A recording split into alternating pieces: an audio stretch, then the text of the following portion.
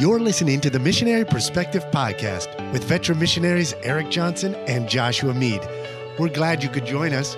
We trust this podcast will be both a blessing and a challenge as we relate topics in world evangelism from a missionary perspective. Now, here's Josh and Erik. Welcome to the Missionary Perspective Podcast. I'm your host, Erik Johnson, live and in the flesh today from Iglesia Bautista La Verdad, Truth Baptist Church. And I have the great privilege today to have my dear friend, Lonnie Hammons with us. Thanks for being with us today, Lonnie. Thank you. It's a blessing to be here. It's great to have this opportunity to sit down face to face instead of over computers with someone. And so today we're going to have Lonnie. And I've known Lonnie for, I was just calculating this, Lonnie, about 5 years we've met each other for the first time. And Lonnie is a missionary here in the Dominican Republic in Santiago, which is about an hour from where we're sitting here right now. And, you know, Josh and I in our podcast lately, we're going over some different issues concerning the family and missions, balancing life. Josh's got a few interviews coming up. We're going to talk more about maybe transitions in life. But right now, today, we want to talk about second generation missionaries. And so one of the first people that came to my mind is someone who grew up in the mission field, who is now a missionary, is my dear friend, Lonnie. And so today we're going to talk a little bit about Lonnie's life when he was a kid growing up on the mission field and how God used that in his life to prepare him to be a missionary again one day. Now, before we start talking about Lonnie's life as a kid as a missionary and how the Lord called him, let's kind of just find out a little bit about Lonnie, where he is and his family right now. So Lonnie, you're in Santiago. Tell us and the listeners a little bit about the ministry you oversee there in Santiago, what's going on. There's lots of parts to it, so take time to tell us about that and what the status of the ministry is right now. Thank you, Erik. And I just want to say a huge thank you to start off that you've invited me to be here. And I remember when you said you were going to launch this podcast, and I listened, and I continue to listen to you and Josh. He's the one. Yeah, fantastic job. Very encouraging. And the perspectives is a unique market that missionaries like myself and all over the world need to hear. So I want to say a huge thank you for, number one, inviting me. And number two, thank you for having this podcast. I believe this platform will help a ton of missionaries with contacts and information that they would not get otherwise. And so with that being said, my family and I, we are based in Santiago, Dominican Republic, and we've been here for boots on the ground 6.5 years. Wow. And God has allowed us to start one Spanish church, one Haitian church, Amen.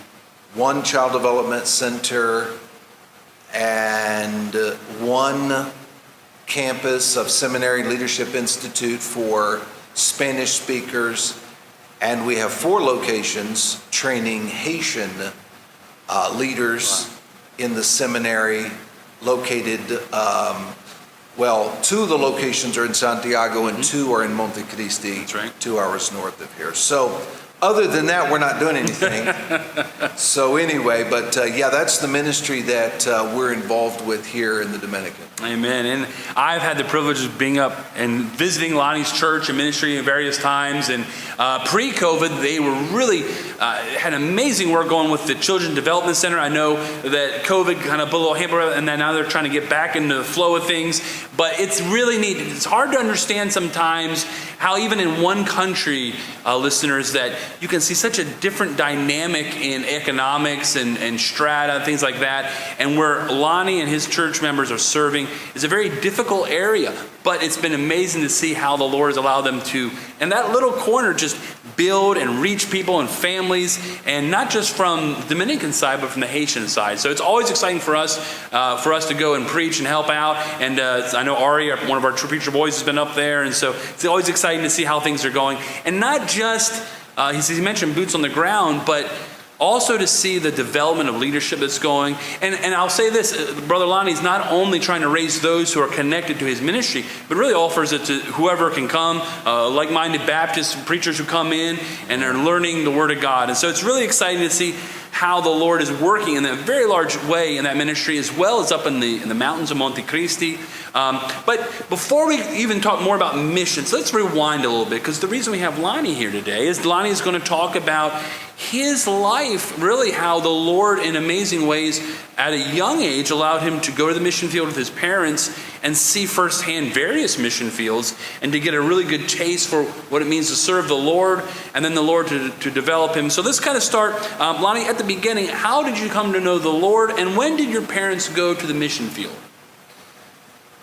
Well, my dad got saved when he was young and actually just a young man, and then eventually through a series of events, we ended up in Ocala, Florida, serving at Central Baptist Church.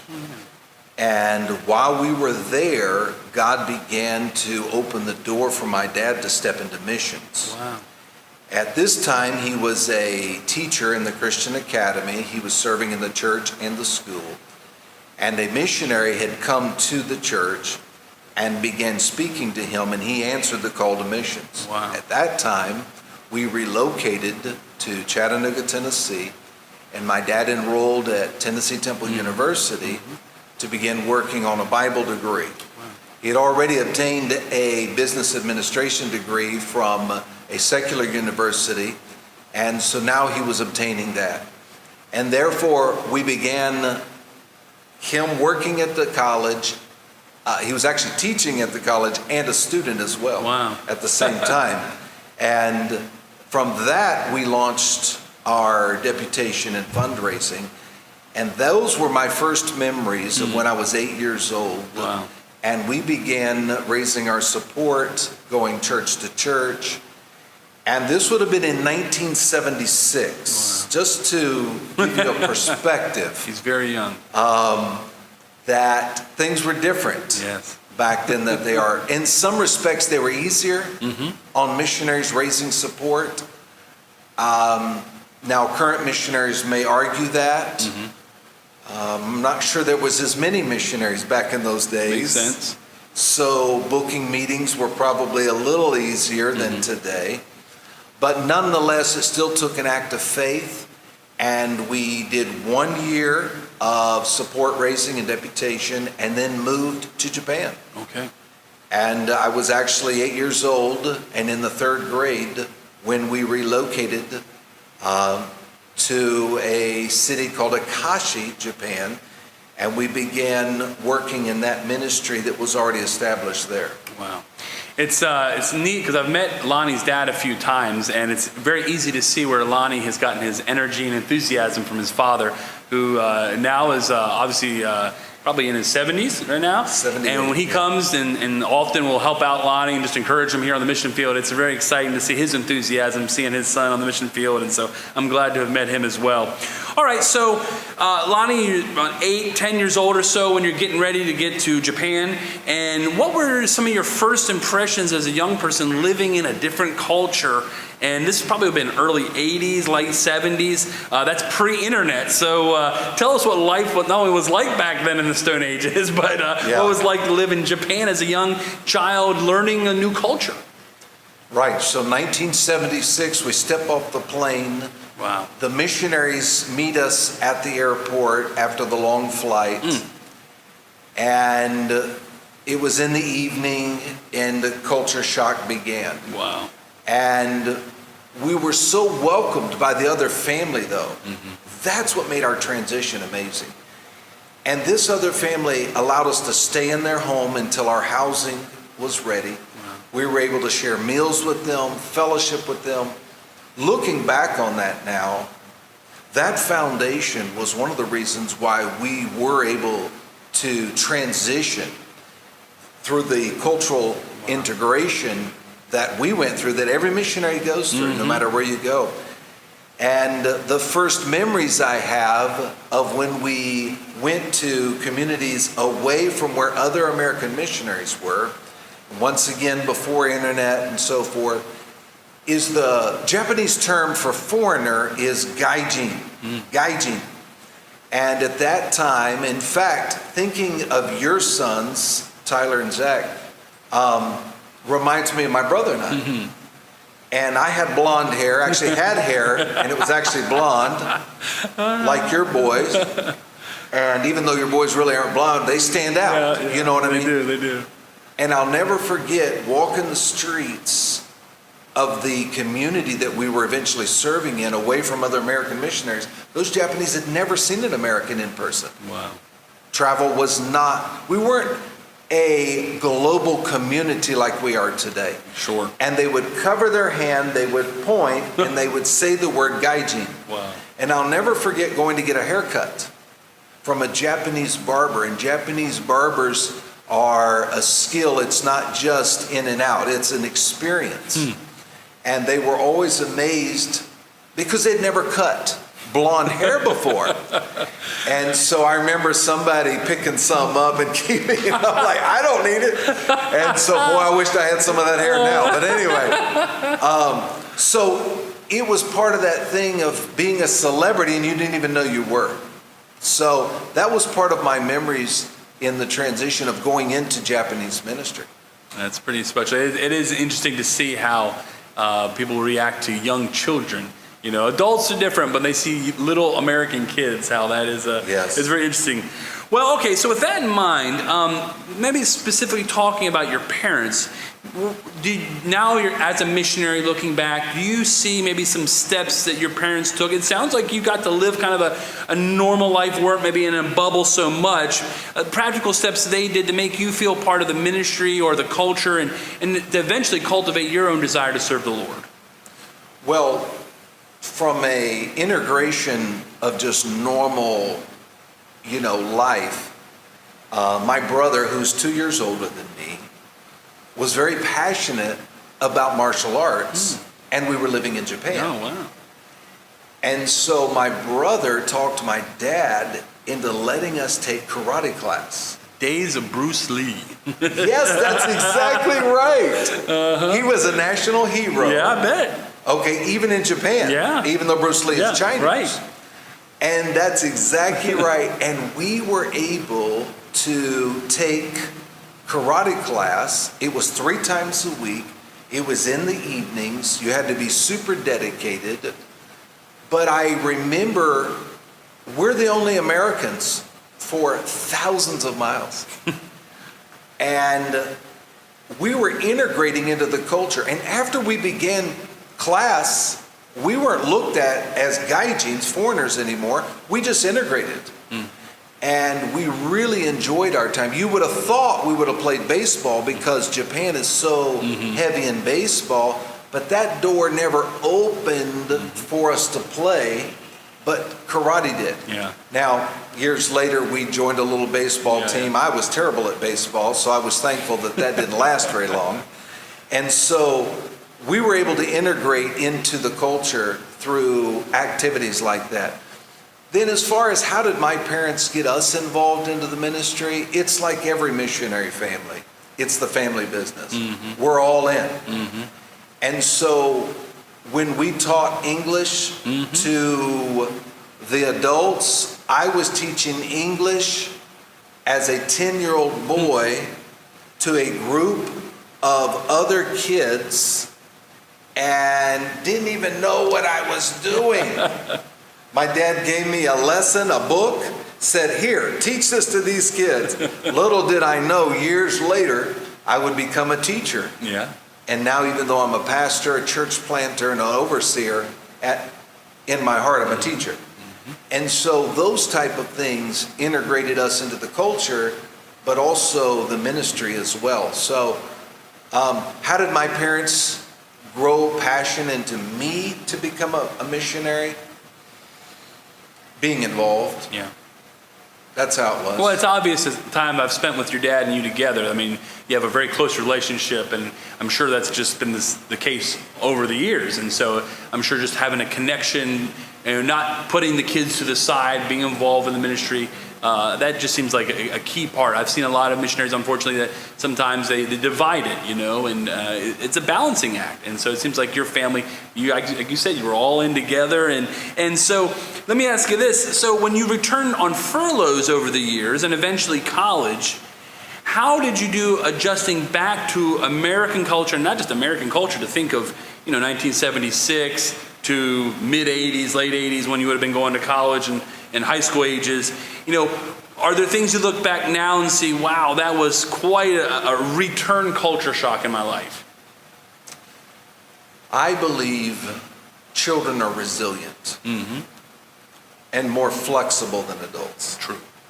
My brother and I, we didn't suffer from reverse culture shock. When we returned for furlough, there was a period of time when I was in 5th grade that my dad enrolled us in a Christian school. My brother was in 7th and I was in 5th grade. And we integrated very nicely. And we didn't have any issues. In fact, because of the need for fundraising, we actually had to withdraw in the spring semester of the school. And we had so integrated into that Christian school, we didn't want to leave. No, I bet. But we had to go back to homeschooling. Yeah. And go back on the road, live in a camper, and raise the rest of our support. But we always made the best of the experience. There were certain mission houses, back in those days, they were called prophet chambers, old terminology. Yes. And there were certain locations, like in the state of North Carolina, where we would base out of that one. It was an apartment in the fellowship hall. But man, we had life there. We did life there. And so we were so flexible. My brother and I never look back, even to this day, as we're old, we don't look back and say we regret any of our experiences. Sure. In fact, I believe those children, missionary kids, that get to live in a different culture are better suited in life because of a different perspective. I agree 100%, and we try to emphasize that with our children and explain to them there are maybe some things that they see back when they go to the States and see that maybe miss out on, but there's so many other great advantages, learning other languages, cultures, as you mentioned, being 10 years old, teaching other people other languages, that matures you at a quick rate, understanding how to travel abroad. I think our daughter, we always joke about this. She lived in 3 different countries in 1 year. Her first year, she lived in 3 different countries. So, that's something that I think helps mature kids quicker. And I think the parents who are intentional, spend time like your parents obviously were, really help in those adjustments. So with that in mind, were there things that you saw or experienced on the mission field through different ministries that maybe as you were in college and considering the Lord's call into whatever kind of service that maybe gave you reason to pause or think? I don't want to say they were bad experiences, but when you saw maybe the other side and said, I'm not so sure I'd want to go do that. Did you have any of those kinds of experiences? I actually did not. That's good. I had, as I'm older now and I reflect, I have a regret. When my brother and I transitioned full-time back to the States, you talk about maturing? Yes. My dad allowed me to finish my 12th grade year of high school at Ocala Christian Academy at our home church. And we were on furlough my 11th grade. So I was actually able to play American football while I was there. And actually fell in love with the sport, fell in love with the Christian school. And that was a springboard for me to go to the college that I went to. And when we look back at those days, that transition was seamless. The regret I have is this: my parents transitioned from Japan to the Philippines. So I'm in Christian college. It's 1985, 86. Back in the 80s, it was still not a global society that we live in now. My parents were serving and living outside of Manila, Philippines. And I never went to go visit them while I was in college.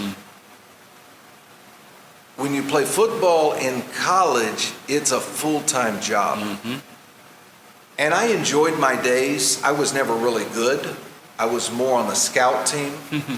I was more, helping the first team be able to get successful. But I look back at that now and I'm like, why didn't I spend my summers in the Philippines?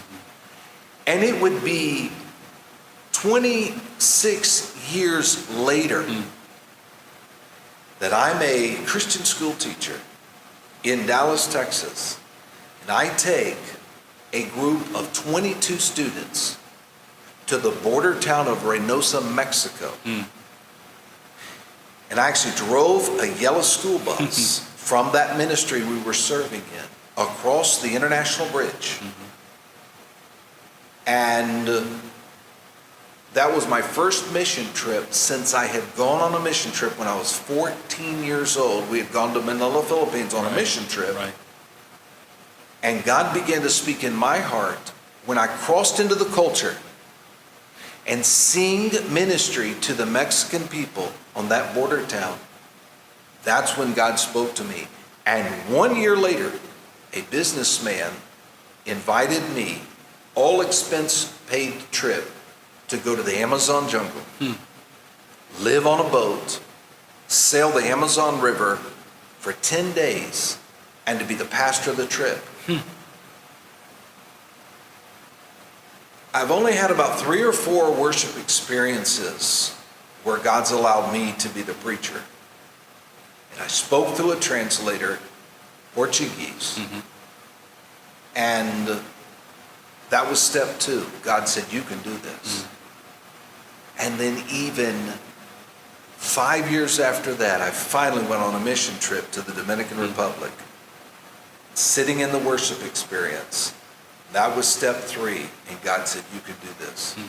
And my years of being a missionary kid all came flooding back to me, and God began calling me. Because not every missionary kid, in fact, majority of missionary children are not called to missions. Right. They're called to other industry, other vocation, and there's nothing wrong with that. It's just in my heart, God always planted ministry in my mind. Now my brother, he is a nurse anesthetist. He puts people to sleep for a living. I try not to do that when I preach. You said it, not me. Yeah, exactly. And he has a high-profile job and takes care of his family well. I take care of my family by being a missionary after being a missionary kid. Yeah, that's exciting, and it's good to see. We don't have time now to go into the full story, but it's really neat. I believe when your father was in Japan is when he met a young man in the military who got saved. That man grew up, went to Bible college, became a missionary here some 30 years ago, I believe. It's 30 years ago this year. He's been here 30 years. His son is now a missionary here and doing a tremendous job. And so it's exciting to see how the Lord would just continue to work and multiply through people's obedience to the call, and how that call for you was probably dormant in one sense, although you were serving in Christian school and as a pastor, and how the Lord had a specific timing for you. Now, as we kind of draw to a close, we're going to talk about how both experiences you've had, being a missionary kid growing up on the mission field and also being a missionary father. Now, when you went to the mission field here in the Dominican, your girls were basically young adults and adults transitioning to adulthood. But with that in mind, you have observed many missionaries. Lonnie loves missionaries. He's got a couple books on missions. He's just Mr. Missions. He loves missions, every aspect. We talk missions. And so I know you've been observing more than just your experience, other people's experiences. And so this kind of last question is, through your experience and what you've seen in other people's lives, how would you encourage parents who are praying for their children, if it's the Lord's will, without putting pressure on them, how they can cultivate their heart while they have them in their home to consider missions? I mean, I pray about that my own self. I have my boys. They have a sensitive heart to ministry and serving. I know with their sensitive heart, if I were to push them, it probably wouldn't be very hard to push them towards missions. But I don't really want to do that. No one pushed me to missions. God called me.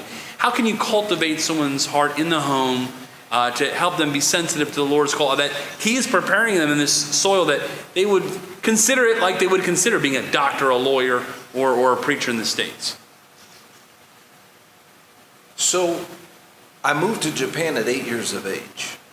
My dad transitions from Japanese ministry to military. He took over an existing congregation of 9 people meeting outside of Yokota Air Force Base in Yokota, Japan, just south of Tokyo. There's only a few times in my life I've seen revival break out. And that particular ministry experienced it. My dad began an English ministry. Well, the ministry was already there. There were already 9 people there. There was the 3 families. Revitalization, it sounds like. Exactly. And we saw military personnel get saved. And then we saw, they're married to Koreans, the military men. Mm-hmm. Koreans, Filipinos, Japanese, all of those Asian countries where they're serving our country, the U.S. And from that experience, one of the GIs who was married to a Filipino wife who happens to be the family that introduced my father to the other missionary you're referencing.